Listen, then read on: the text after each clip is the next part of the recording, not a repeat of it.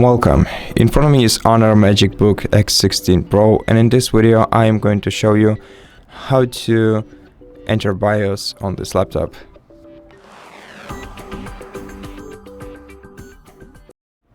So first you have to turn your PC off. To do that, open the start menu, go to power options, select shutdown, and your PC will turn off after a while.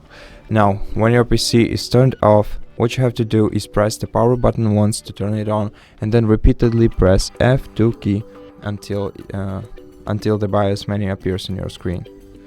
So press the power button once and then repeatedly press F2 button, and you'll see the BIOS menu in front of you.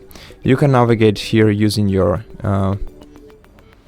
down and up arrow keys for selection. As you can see, you have a lot of options right here. Use enter to confirm the selection.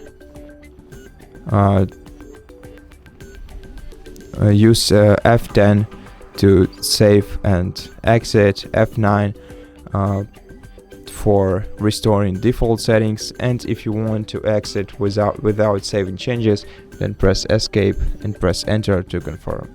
And that's it. Thank you for watching this video. If you liked it, consider subscribing to our channel, leave us a like and a comment below, and I'll see you in the next one.